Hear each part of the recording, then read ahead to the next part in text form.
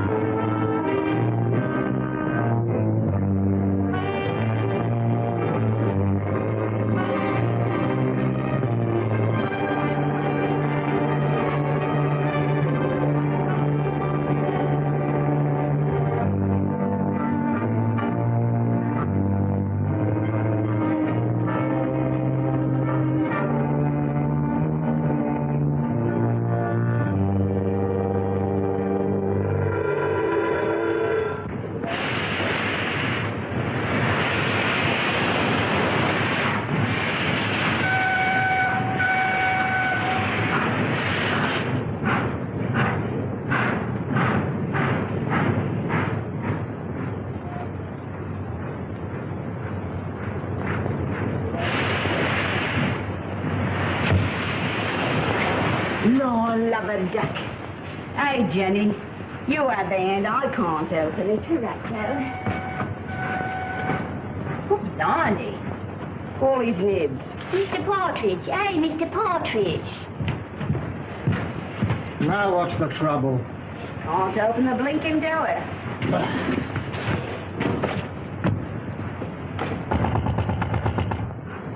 Come out.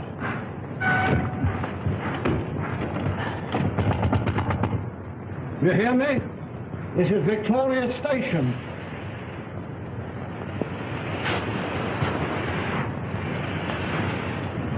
Honey. Some drunk, sleeping it off. Some just traveling first class. My word.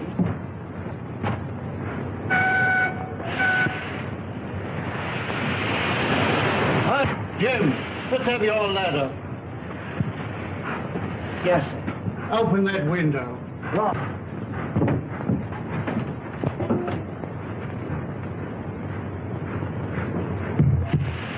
I can't budge it, Mr. Partridge. Budge is the word. You'll have to smash it then. Right. Oh! Mr. Partridge,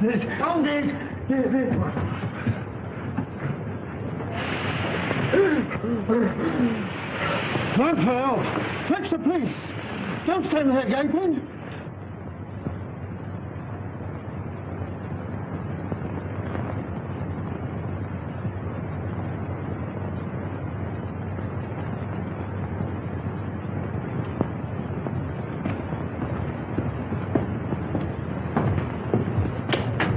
This must be the place.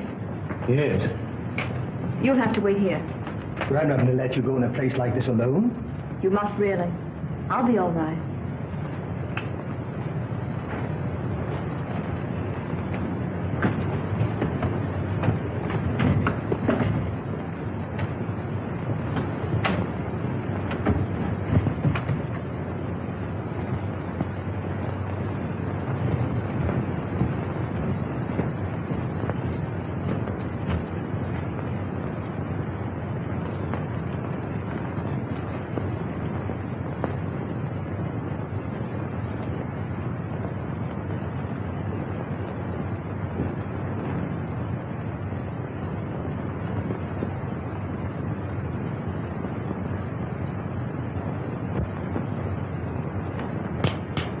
This meeting is now called to order.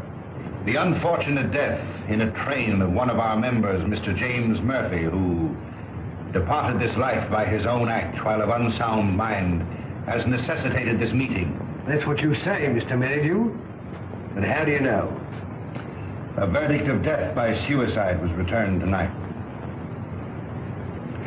This is the second occasion that we have been brought together by the mishaps to our members. The first being the passing away by natural causes of the late Colonel Forrester, whose charming daughter so gracefully honors us with her presence here tonight. It is agreed in the pact drawn up and formally attested to by its founders that should the Grim Reaper overtake one or more, the interests of the deceased in the society will be divided equally among the surviving members. It is also provided for in the pact that Miss Forrester becomes a participating member. Consequently, the interests of the late James Murphy will be divided equally among the seven of us. I move that my fee for the necessary legal representation, funeral expenses, and a modest urn for the ashes be defrayed by our organization. I understand from the widow that he expressed a preference for cremation. I second that. All those in favor will please signify by raising their hands. Mr. Wilson. Mr. Baker. Mr. Deering.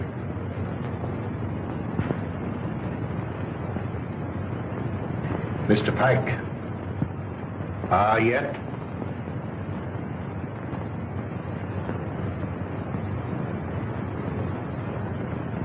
Good. Has any provision been made for the widow? None. I presume that we could stretch a point in her favor. Emphatically no. Things are complicated enough as they are. Why did he want to kill himself? Have you ever met his wife? No. No? Well, I have.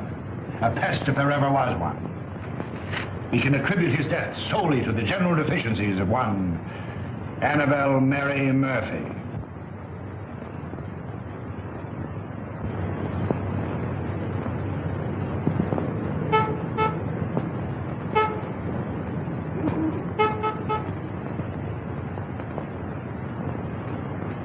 What would you deduce from this?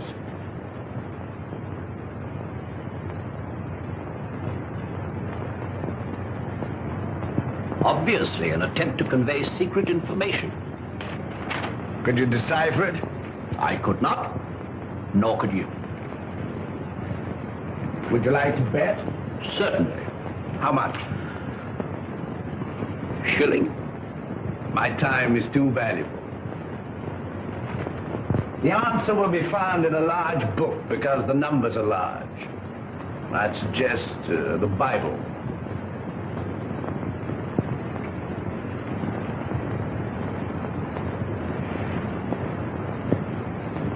A client, Watson. Where? The widow standing under the street lamp. widow? Would you like to bet on that? Of course. Well, I'm not going down the street to ask her. Ah. Won't be necessary. She's made up her mind. So you deduce at a distance, eh? Not in this case. I recognized her features. She's a Mrs. Murphy. Her husband was murdered 3 days ago. You mean the man that was found dead in a train? Exactly. Come in. Mrs. Murphy to see you, sir. Mr. Holmes, I'm in such a mess. Such a mess. My husband up and died without leaving me as much as a threepenny bit. It's a crying shame, Mr. Holmes. That's what it is. Sit down and try to compose yourself. Cut off without a farthing by an ungrateful good-for-nothing. Me, at my time of life. No dirty dog had a better wife. I've waited on him end to mouth. Stood by his side morning, noon, and night. And what does the stinker do? He ups and kills himself and leaves his money to a trust. And Mr. Merridew, yes. And there's another stinker if I never saw another. Won't even let me have a sixpence. He won't even let me have a halfpenny, Mr. Holmes. Thaddeus Merridew, the lawyer? Yes, the thieving hound, the dirty rat. One moment. You were married how long? 5 blessed long years. Previous to your marriage, your husband served in the army. You knew him? Of it. He got his discharge in China. Yes, that's right. Then you married. Yes, and I gave up everything, Mr. Holmes. You asked the proprietor of the Black Sow. He'll tell you. It was me that made that pub what it was. And your husband had money. Barrels of it. And when he wanted more, he used to come up to London and get it. It was that took him to London when he killed himself. How do you know? Well, Jim comes into my room. I was in bed with a piece of cucumber rind round my head, trying to cure an headache. He had a letter in his hand. See here, pig, he says. That was his pet name for me when he was drunk. I'm going up to London. Did you read the contents of the letter? Oh, it wasn't no letter. It was just a piece of doggerel.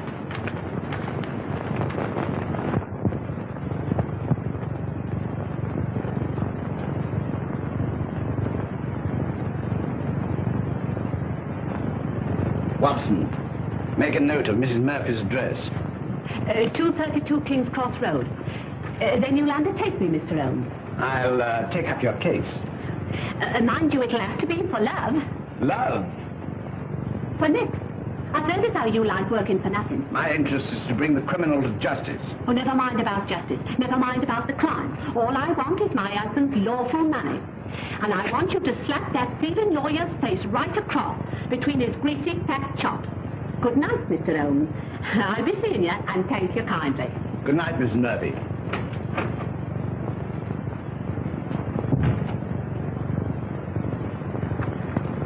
Deep water, Watson. She needs some shady lawyer, not you. Think so? I'm amazed that you're wasting your energies on such a morbid trifle. Who is this Merridew? London's most dangerous crook. The king of blackmailers. A gliding, slithy, venomous snake. Once in his power, he'll squeeze and squeeze until he's drained his victims dry. More than once I've had my net around him, but so far he's managed to wriggle his way out. But the time has come, Watson. The time has come for Mr. Thaddeus Merridew. And now, Miss Forrester and gentlemen, this concludes the meeting. I would like to have a word with you alone. I sincerely trust no further accidents will happen to occasion another meeting. You never can tell.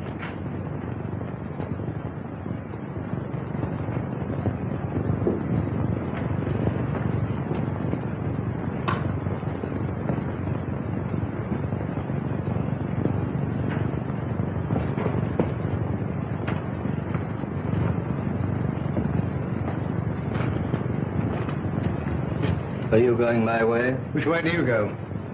I go the other. That leads to a dead end. That's the way I go. Good night, then. Good night.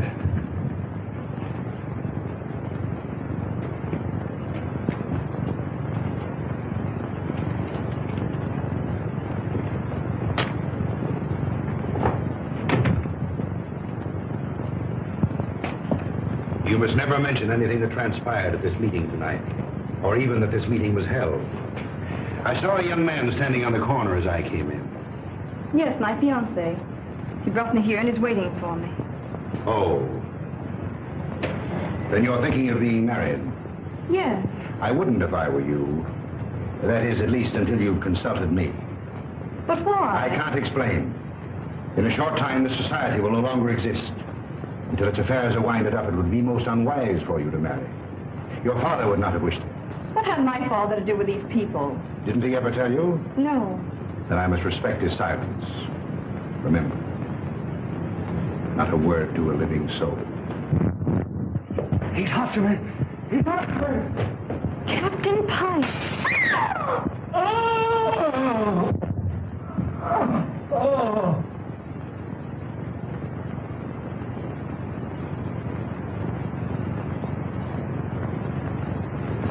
Dead, shot through the heart.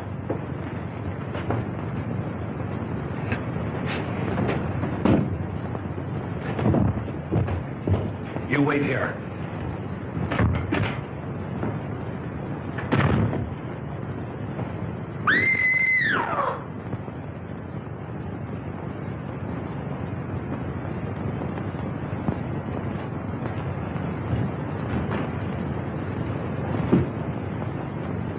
What is it? What's happened? Are you hurt? Someone. Look. It's disappeared. What does it mean? The murderer must have had an accomplice and removed the body. We must call the police. No, the police will be here soon enough. We mustn't become involved. But it's murder. As you respect your father's memory, you must preserve a strict silence.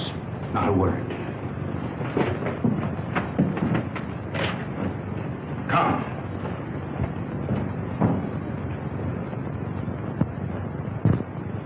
The body was pulled out of the Thames at 5 a.m. in the Limehouse district. The autopsy shows that death was caused by a bullet through the heart. The features, as you see, are unrecognizable, caused possibly by the battering of the head against the wall where the body was found. The widow identified the body by means of that ring. Ah.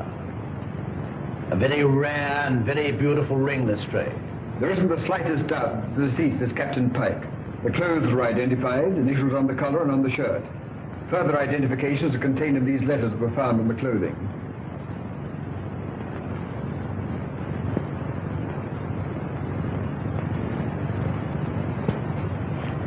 Where is the widow? We asked her to wait. She's in the adjoining room.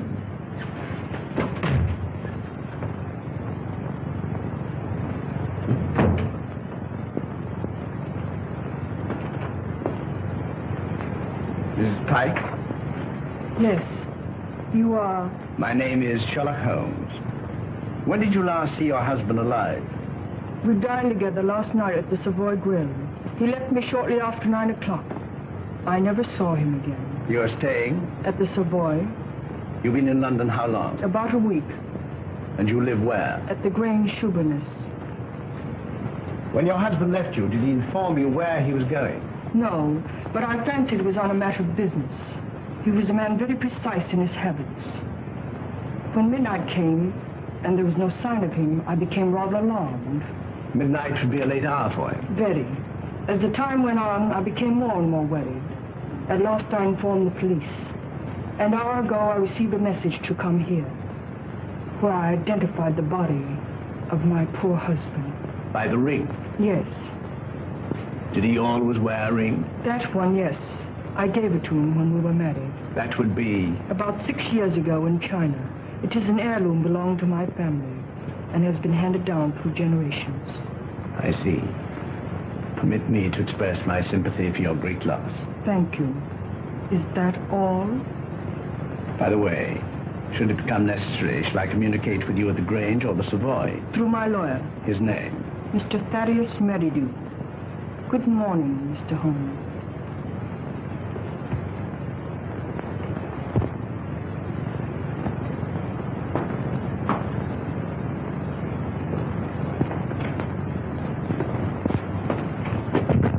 Well, what do you make of it? Murder, unquestionably. Is that all? That's all I have to say. What do you think? I think that the lady is a liar.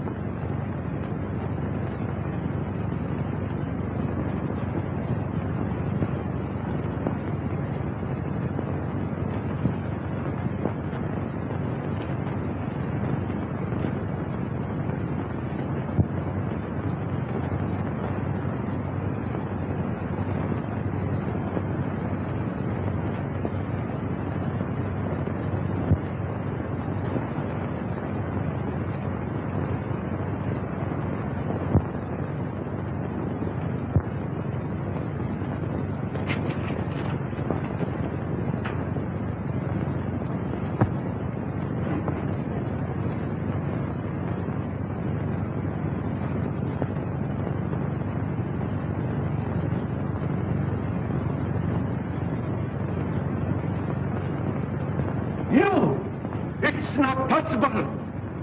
What do you want with me?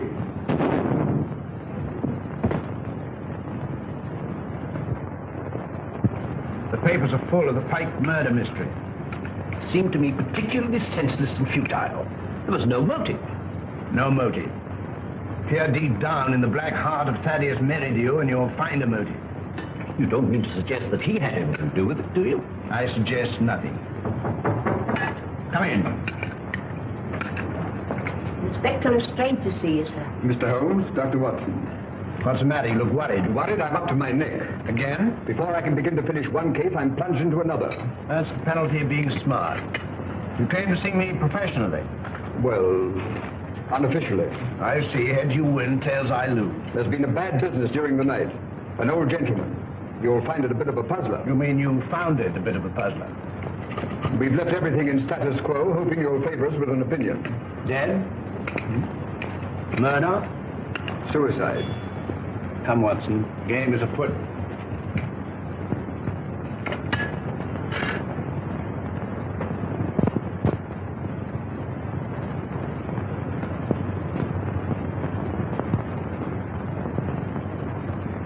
He was well known as a stamp collector. Very interesting.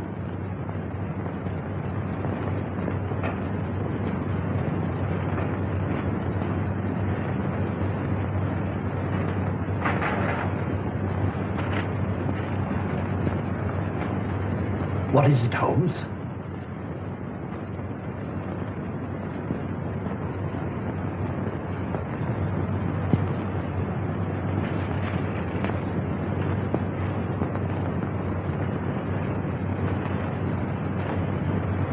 That leads out to the garden, seldom used to judge by the rusty hinges.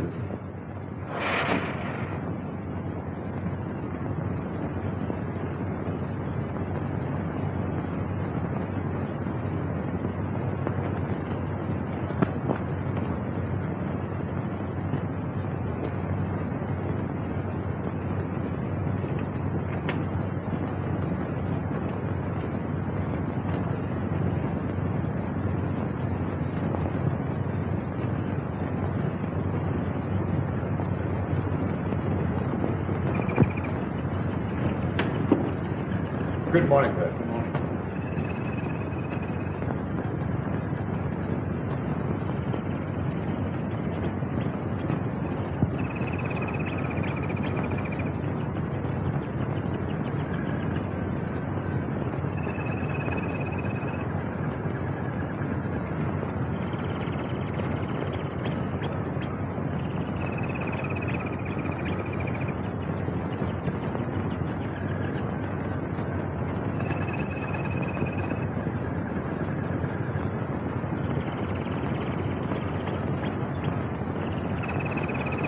You can see that I've left everything untouched. If a herd of buffaloes passed along, it couldn't be a greater mess. You can take a smoke. Thank you, sir. What do you think? There's been murder done. And the murderer was a man.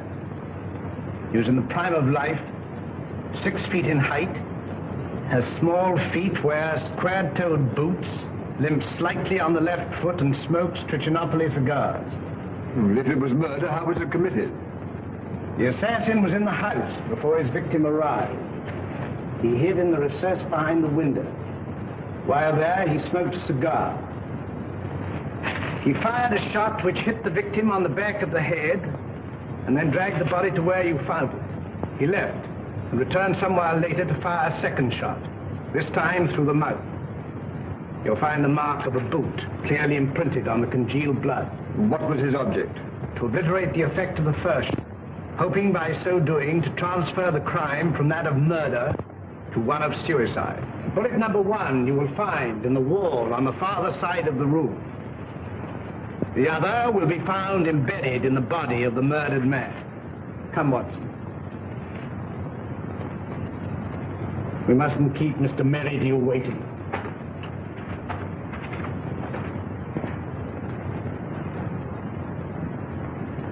Mr. Holmes is still waiting, sir.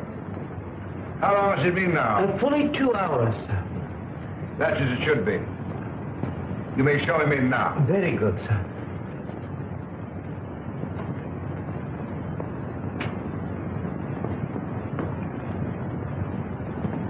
Mr. Holmes, this is indeed a pleasure. I'm sorry to have kept you waiting, but I had to digest my lunch. This is my friend and partner, Dr. Watson. How do you do? Glass of port, gentlemen? Thank you, no.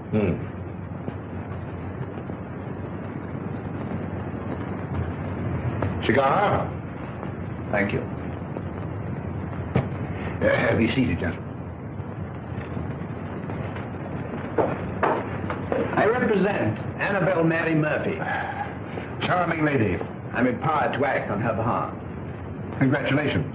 As you are doubtless aware, her husband came to a premature and sudden end. Dear, dear. My client is under an impression that certain monies belonging to the deceased are being unlawfully withheld from her. By whom? By you. And you believe this delightful lady? I'm paid to find out. An angry woman is hard to pacify. So I thought that an amicable discussion with you would put me in possession of certain facts with which I could prove to my client the absurdity of her claim. I see.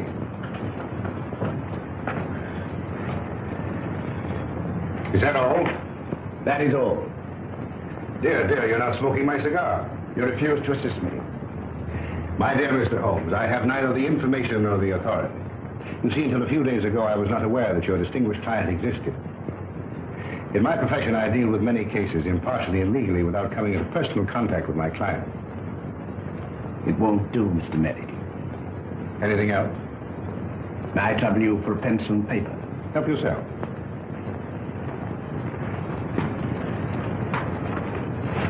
Mr. Busybody Holmes.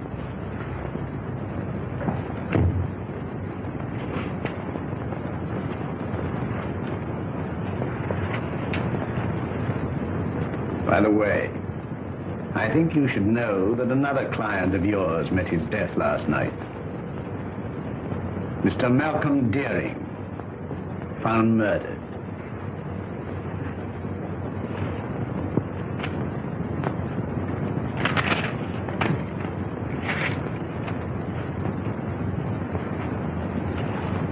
Good day, Mr. Merritt.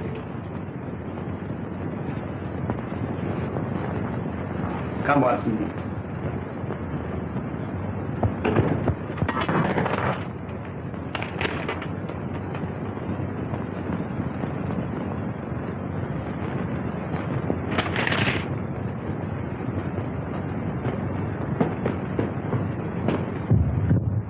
Cold-blooded monster. Well, I've given him something to think about. Did you see what I saw? His feet. What about it? But they were small feet. And the boots. Well? Was square-toed. Really? Yes, and did you remark the brand of cigar? Cigar? Reginald Owen. It was stenciled in big letters on the top of the box. Is that all you observed? Was there anything else? 100 things. Among them, the cipher to the code. A large book, Watson. I saw no Bible. We can call Whitaker's Almanac a large. Yes, indeed. In that book will be found the message of the numbers.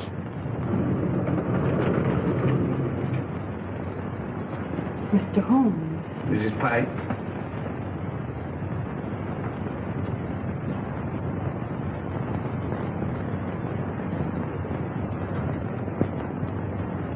Holmes, what did you write on that sheet of paper? A long shot in the dark, Watson, but it hit a bullseye.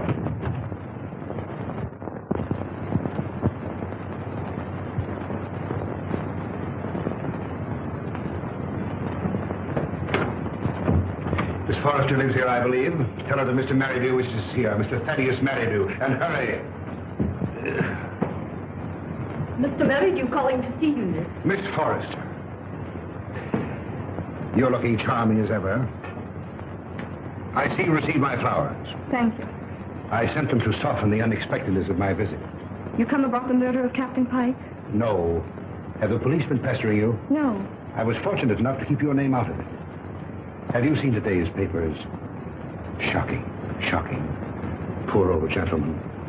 This is a very wicked world we're living in, Miss Forrester. This will necessitate another meeting. That's why I came myself to tell you. Safer. Too many eavesdroppers. Busybodies concerning themselves with other people's business. The same time, the same place. tomorrow night. Oh, please don't ask me to go to that dreadful place again. Well, unfortunately, in this case, I'm a servant carrying out instructions. You've nothing to worry about. Not a thing. Not a thing in the world. Oh, this is my, Mr. Stanford, Mr. Merridew. Remember. I seem to see you every place.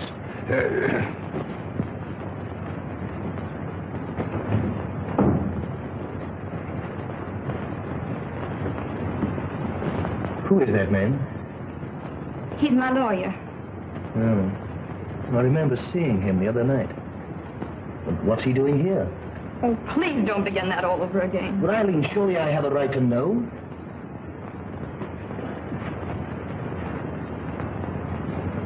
Oh, John, I'm so miserable. It's something that concerns Father. Just before he died, he sent for me. I remember his words. On my death, you'll find yourself well provided for. You'll be rich. Remember this name. He repeated it twice. Merridew. Should he communicate with you, follow his instructions, for through him will come this inheritance. And the meeting 3 days ago? Began the fulfillment of Father's word.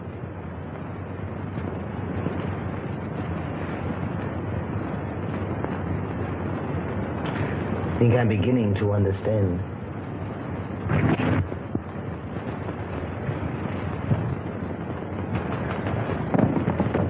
I thought I saw...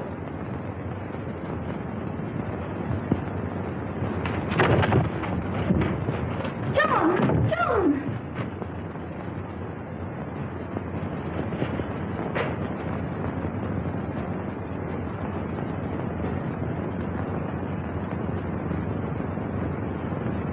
He was a black-bearded man, ill-dressed, looked like a tramp. How tall? Oh, quite tall. Could you keep Miss Forrester under observation without her knowing it? I don't understand. Is Eileen in danger? In great danger. You were wise in coming to see me. Should anything unforeseen occur, get in touch with me. Go to her. Remember, get in touch with me.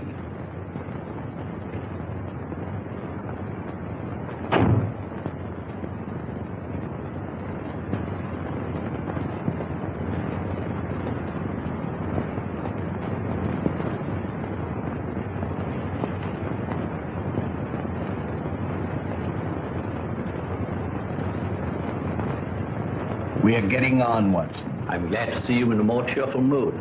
We've done remarkably well. I'm pleased. I admit I could do with a little explanation. I, too, feel a little curious.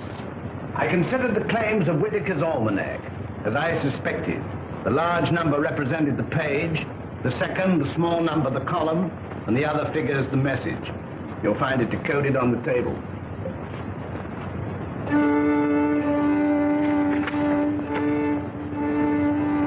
Meeting of Scarlet Ring, Tuesday, Limehouse. M.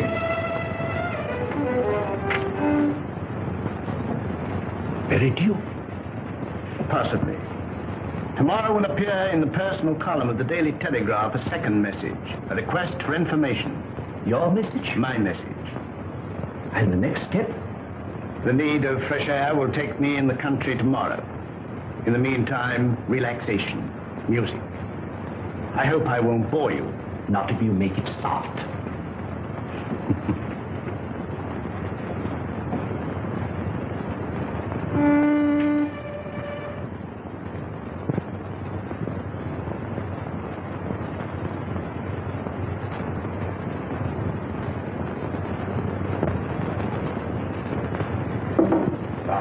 Things are getting worse and worse. I hear tell as how they'll get more worser before they gets less worser. Same as I say. That were a very bad business about Captain Pyke. A very bad business. Same as I say. I hear tell us how the old range is going under the hammer. Lock, stock, and barrel. Same as I say. And I almost broke this old back of mine a weed in their old garden. And to look at it now, you'd think I'd spent all me time in here. Morning, sir. Morning. Morning. How far is the Grange from here? Some will tell you 4 miles and some will tell you 5. But I say it's more than 4 and less than 5. Is there any means of getting there besides walking? Bless your heart. Yes, sir. I've an old trap. I'll harness up old Caesar and old Will he'll drive you over. Will you take anything to drink? Wouldn't come amiss. Scotch and splash. Put a bottle on the table, some glasses, and a siphon of soda. Come in, sir, come in. Lord love us, it feels good to be busy again. You're a godsend to him, sir. He hasn't had a paying customer for a long time. Chip on the ticket, sir. Before you can say Jack Robinson. Help yourself. Thank you, sir. Just a little drop, sir. Say when. When? Well, here's your very good health, sir.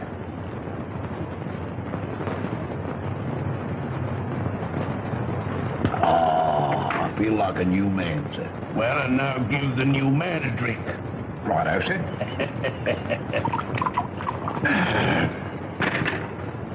When? Here's your very good health again, sir. Good health. Were you born in these parts? I've never seen none other. Worked for the Pyke family all my life. Till I got tired of working. Got this old backache from weeding their plaggy old garden. Then you would remember the late captain. And his father, and the old gentleman of Foley's father. See that dent? That belongs to Captain Pyke. A mark caused possibly by the imprint of a stone. And right you are, sir.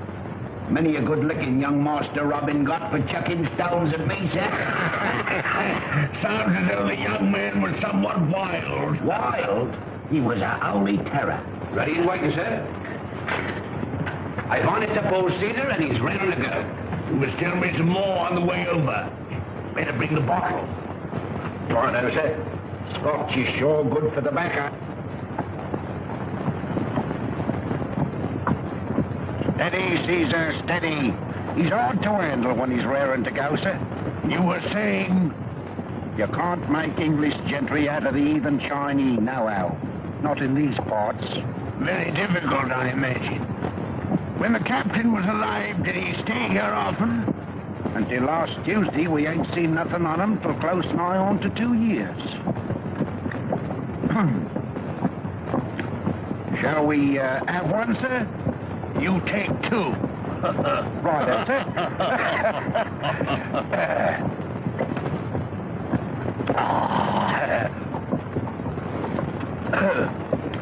The old back feels better already, sir. Magic. There's the Grange now, sir. Looks any servants there now? Well, not what you might call real servants, sir. There's Daft Dolly, and well you might have to be to keep that place. I kept it for 30 years. Stop a moment. Whoa, Caesar.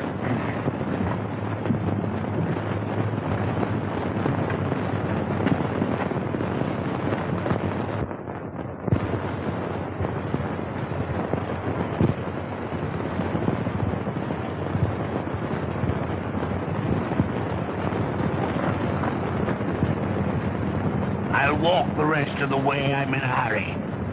Wait here for me. I won't budge an inch.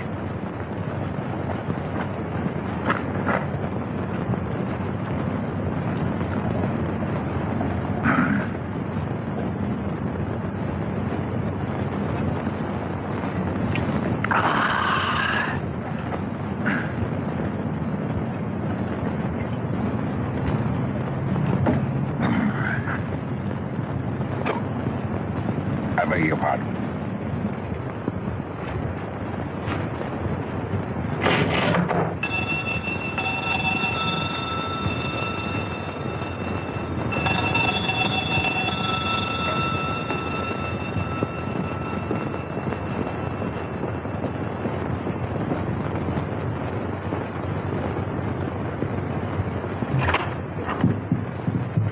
Is your mistress in? No, sir. Where is she? London town. I understand that this house is for sale. I may wish to buy it. I look it over. I look it over.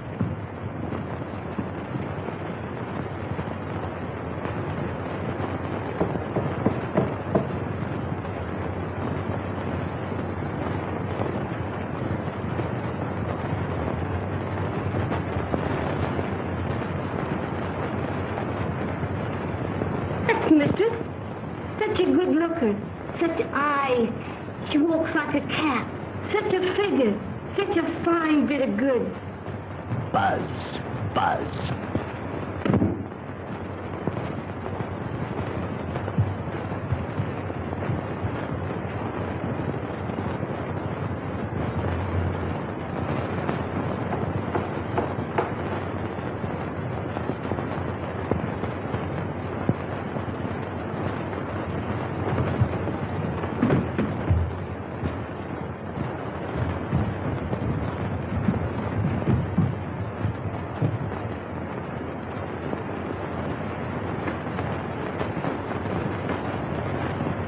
Mistress sleeps here.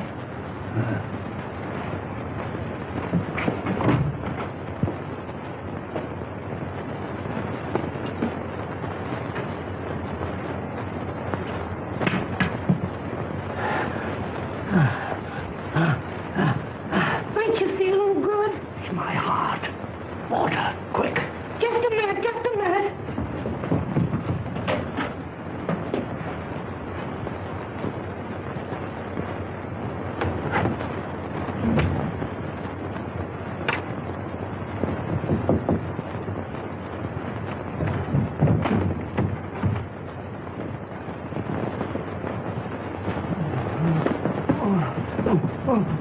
Drink this. I'm dying. Telephone for a doctor. Oh, no. We haven't got any phone in the house. Let me go for one. Doctor's a good 5 miles away. Fetch him. Hurry, hurry. Run. All right. I'll run.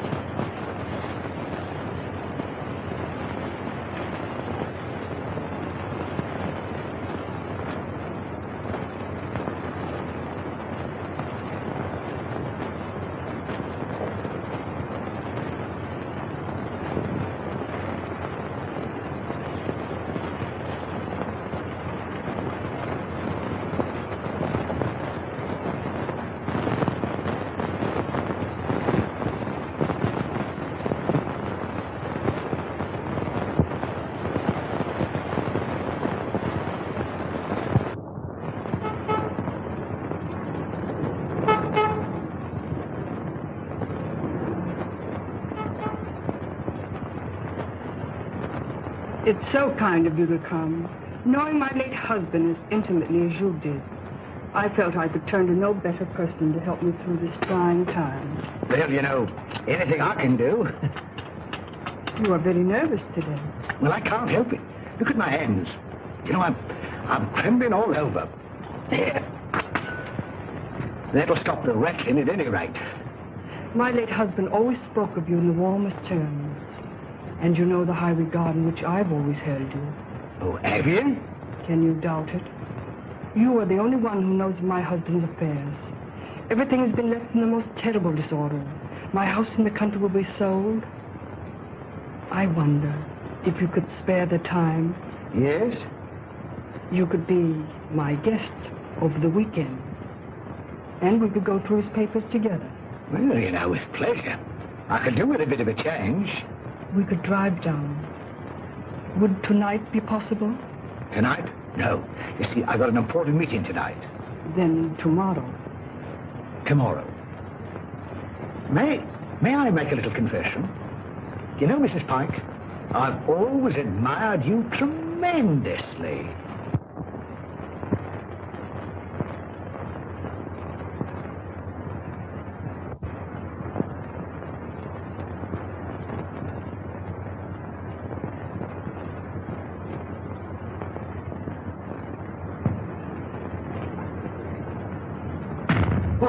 Baker.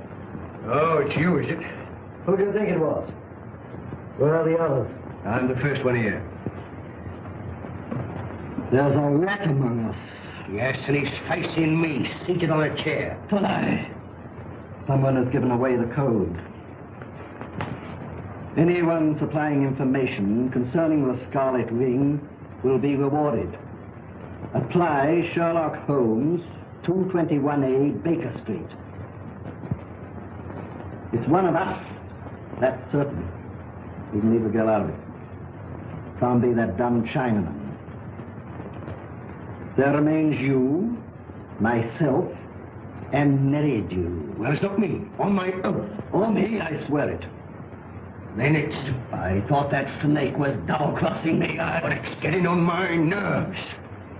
It's like living a nightmare. First Murphy, then Pyke, then Deering. Who'll be next?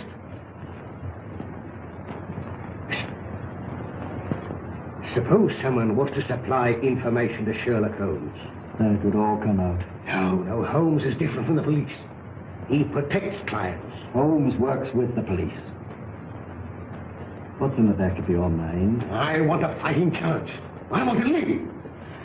This suspense is getting on my nerves. It's killing me. What suspense? Well, pray be seated, gentlemen. I overheard your conversation. It's most illuminating. Yeah, we are not going on. No? And why not, pray? I don't want to die like Murphy. Or be found dead like Pyke. No, perhaps you'd like to spend the rest of your lives in prison, No, my friends, crime brought you together, and by crime you will stick together. Gentlemen, in a few more days, the Scarlet Ring will cease to exist. We'll cease to exist, you mean? I have just received word from the agent in Antwerp that the plunder has finally been disposed of. This time next week, the principal will be in my hands. A small, unimportant matter of some £1 million, to be divided equally among us. £200,000 apiece. £200,000. And meanwhile? You waited for 5 years. What's a matter of a few days? Yeah, what guarantee is that we'll be alive to receive it? None. Of course, if it were a question of your life without the money, it might be arranged. How? Letter in the form of a deed of gift relinquishing your right to any benefits accruing to the society. And give up £200,000? It might ensure your life. I'd see you burn first. Shh. Not a word.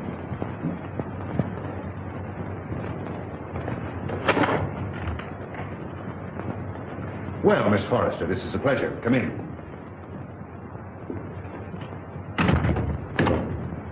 Won't you sit down?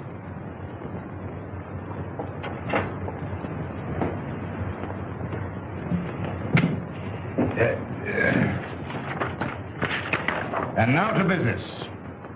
Miss Forrester and gentlemen, again I have the pleasure of presiding at this meeting.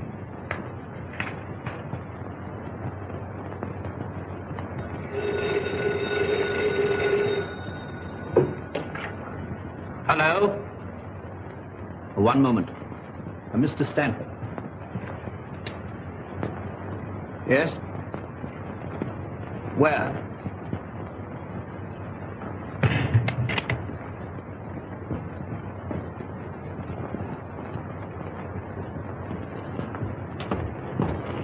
Oh, thank heaven you come. I followed her here and phoned you immediately. She went through the side door.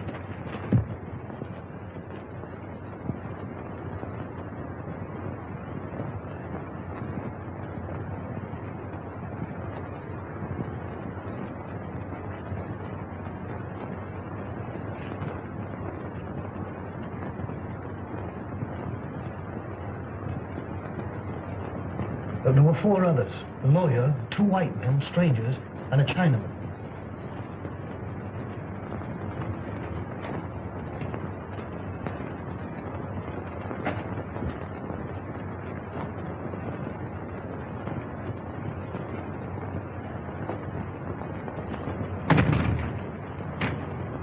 When it comes, it won't come from the sky. Oh, shut up.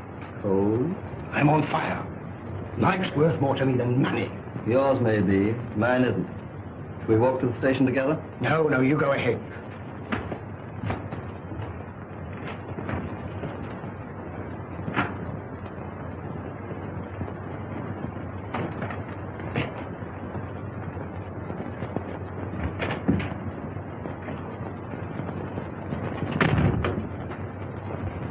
She's inside. They've left her inside.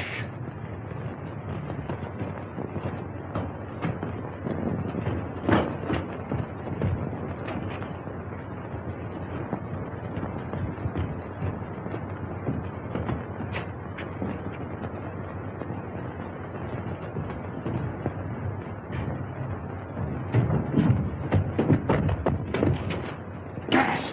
Quick, the door!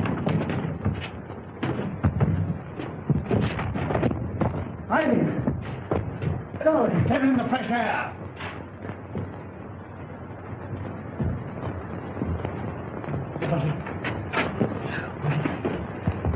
You came in the nick of time. Get her home. Don't let her out of your sight. Guard her.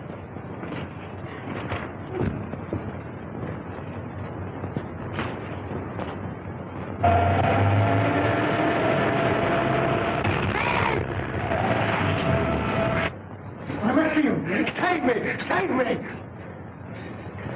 Speaking as a medical man, it is extremely dangerous to run at your age and with your wit.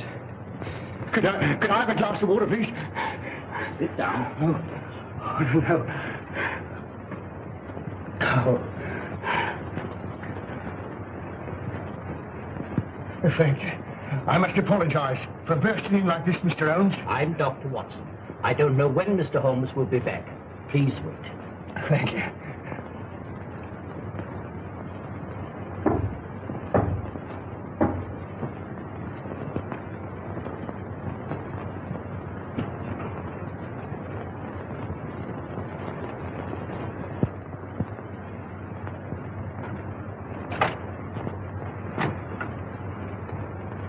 Come in.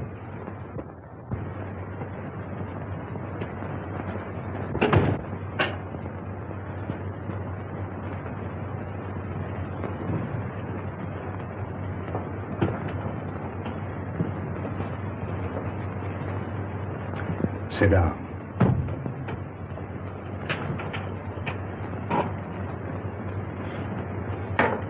Cigarette?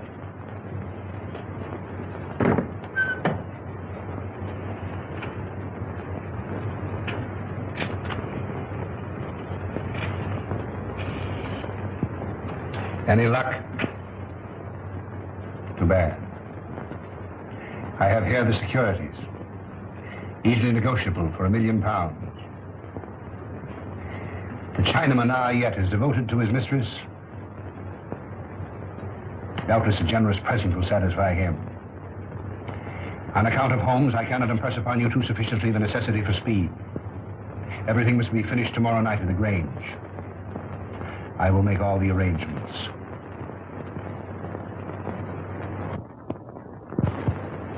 You've got to help me, Mr. Holmes.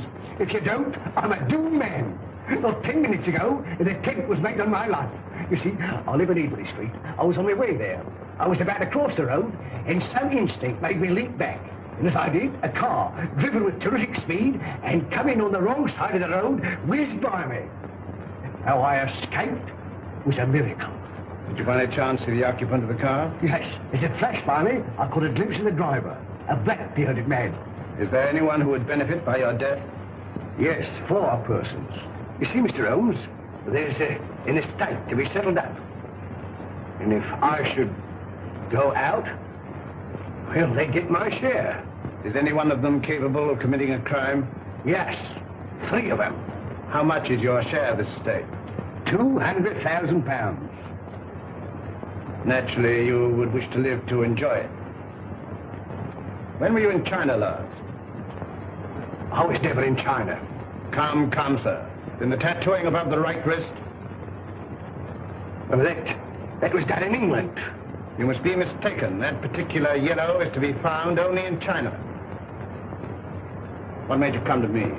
Well, you see, Mr. Holmes, I'd heard of your reputation. How did you know my address? Aren't you here in answer to my advertisement? Were you not returning from the Limehouse? Are you not a member of the Scarlet Ring?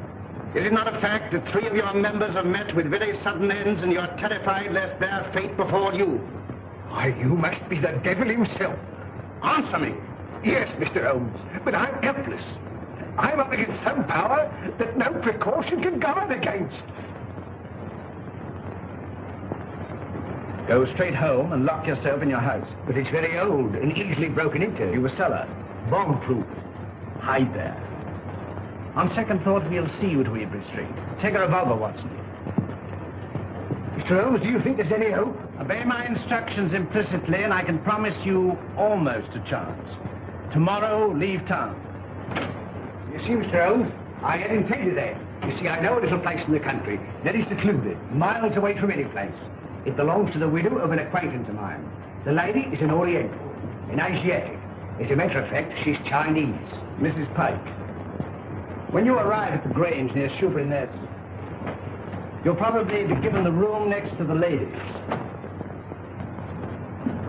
You'll find a door connecting the 2 rooms. Keep it locked. Arrive there neither before nor later than 9 o'clock. On your arrival, pretend a headache. Pretend one? Oh, Mr. Holmes. Go straight to your room. If you value your life, don't open the door.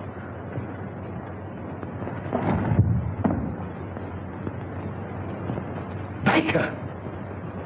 They got him too. Poison.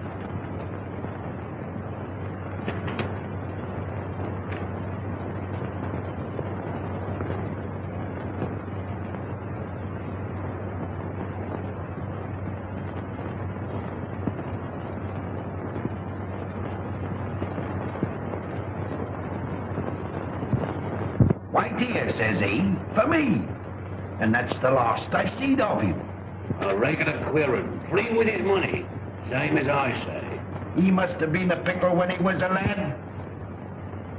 Dolly ran all the way to fetch Dr. Smallwood. And she and Smallwood now burst a blood vessel trying to get to him. And when they found him, he wasn't there. And nary a one of them ever set eyes on him again. Same as I say. Company. Evening, gentlemen, evening. What we get, we'll make way for the gents. Good evening, gentlemen. Good evening. Good evening. Good evening. Take anything to drink? Wouldn't come amiss. Scotch and splash? Scotch and splash? How did you know, sir? Thank you, sir. Give your orders, gentlemen. Put a bottle on the table. Glasses and a siphon of soda. Bottle of whiskey. 4 glasses. 5 of slate. Gentlemen. All right. Hurry up. Get the money here. 4 glasses. There you are, sir.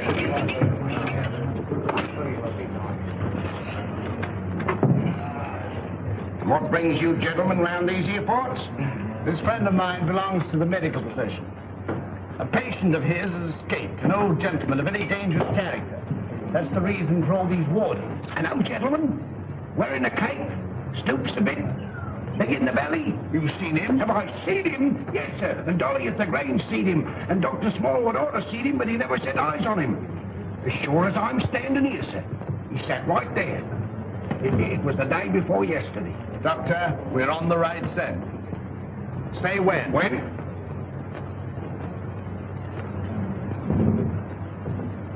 Well, here's your very good health, sir. Another beer? Thank you very kindly, sir. Pay the bill, Watson. And take care of this gentleman. Come along. What do you have? Well, I'm here's hoping that we get him. Who? Dash my buttons if I know. My mind's never been in such a fog. It's time to leave. Gregson should be there by now. We'll have the Grange so well surrounded a cat couldn't get through without being seen. Come along, men.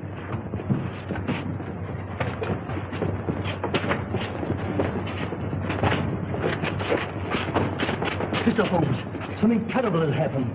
Miss Forrester has disappeared. Disappeared? But I told you to guard her. But I couldn't understand your telegram. Telegram? What telegram? Instructing me to meet you at Dover. Are you mad? Well, I don't know. I'm almost insane with worry. Go on.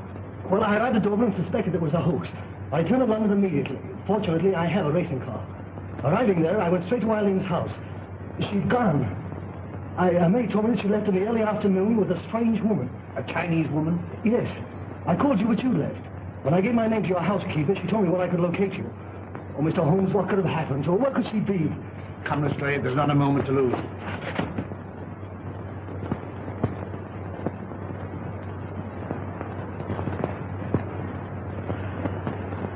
Mr. Holmes is late. Are you sure you're not mistaken?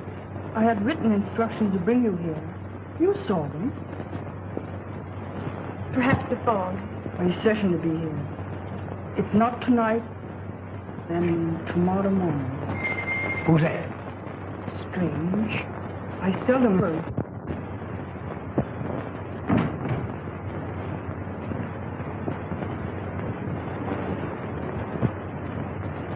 Stop! You open the door, and I'll choke the life out of you. Mr. Wilson, have you lost your reason? Tell him if he opens the door, he'll never live to open another. One to the left.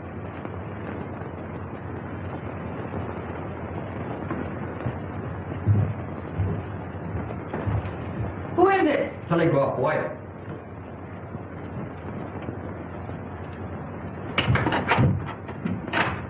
Telegram for Miss Forrester. I'll give it to her.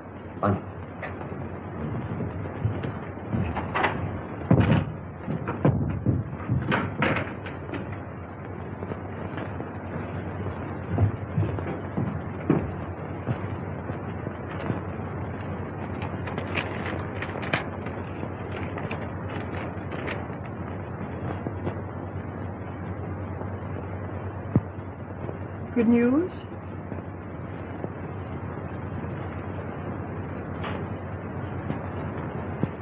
Excuse me. Hey, what is it? What is it? What does it mean? Here, I'm going to bed. Miss Forrester, when you go to your room, lock your door. Shh. And keep it locked. What's the matter? I'm rather chilly. Who's that? It's me, sir. Did you deliver the telegram? Yes, sir. To Miss Forrester herself? I give it to one lady to give to the other, sir. Thank you. Good night. Good night, sir. You let me go to her. Wait. I'll never do it again. What?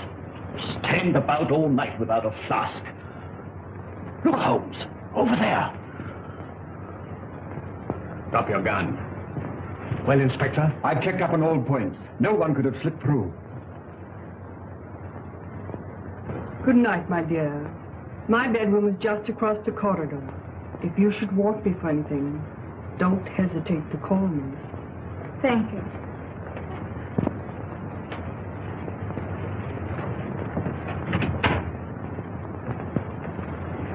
Good night. Good night.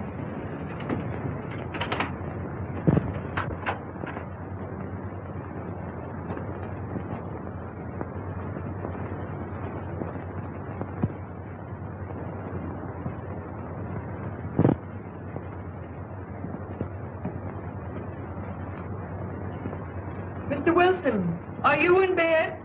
Yes, yes. Sorry. Good night. Good night.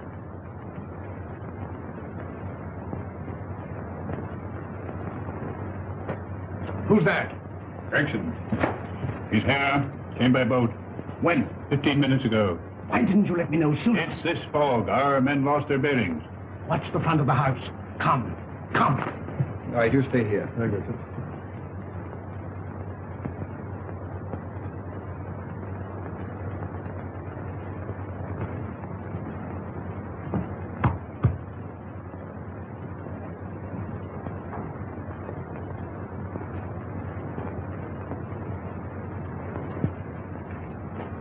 I thought you would never come. It's this cursed fog. Where's the girl? At the end of the corridor. Good. Wilson? He's locked his door. Get him out. Offering any inducement.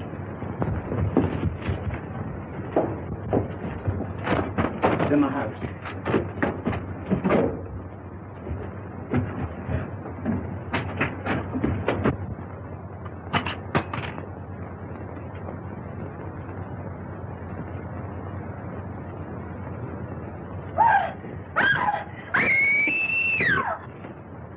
It's Eileen! That's Eileen! Mr. Watson! Quick! Miss Forrester! Something terrible has happened!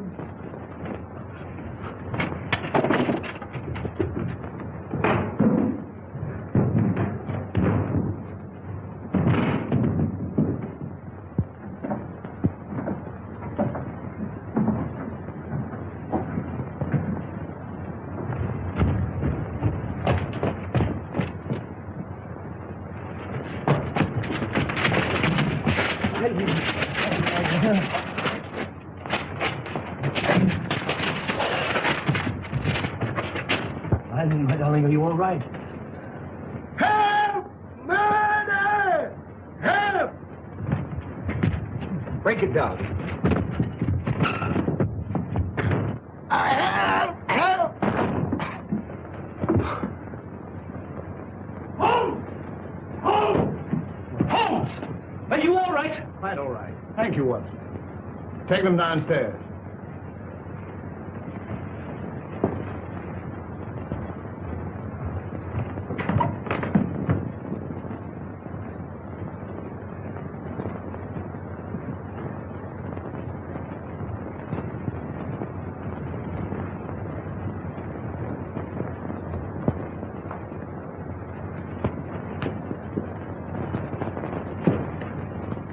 As I suspected. Captain Pyke.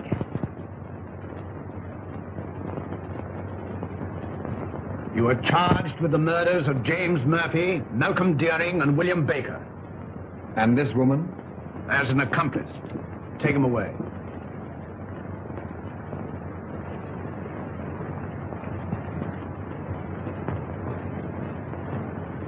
I saw him killed. You saw him pretend to be killed. It was he who attacked you. He was shot. No shot broke that window. He broke it himself. But the blood. Animal blood. On a sponge. Merridew, of course, was in on it. Mr. Holmes, there's a second man outside. Came the car. I thought it my duty to detain him. Bring him in.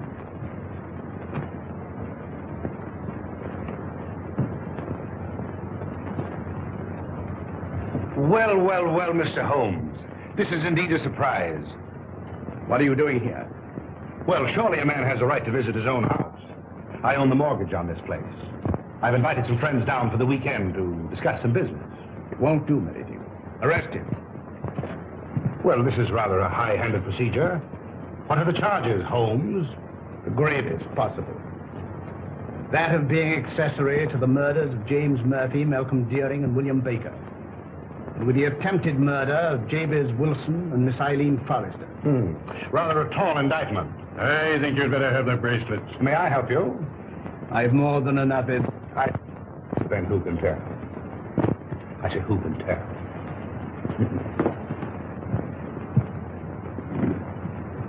This will make promotion, Lestrade.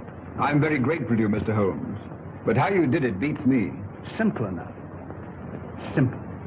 Simple? By the examination of the footsteps in the garden of Mr. Deering's house, I'm probably certain of the murderer's description. You'll remember the ring. There was no mark to indicate that it had remained on that finger for a period of 6 years as stated by his mistress. His wife, you? Mistress Watson. Mistress. Well, you ought to know. And the scarlet ring? Perhaps you'll remember the disappearance of the mandarin's gems in China some years ago. Perfectly. To realize on gems of international repute would be a ticklish matter? Very. That'd have to be broken up piece by piece and then disposed of carefully and slowly. Exactly. The scarlet ring was formed by the instigators of the original crime to protect the receiving end. And what was Pyke's motive? Greed. The last survivor would become the recipient of the entire booty. I think it will be found that Pyke was the original ringleader. But Mr. Wilson could furnish us with an answer to that. Not one word. We shall never forget you, Mr. Holmes. Rather not, sir. You must invite me to the wedding. Perhaps you'll give me away. I appreciate the compliment, but I never give a lady away, except I'm professional. Come, Doctor. They'll send you when they need you.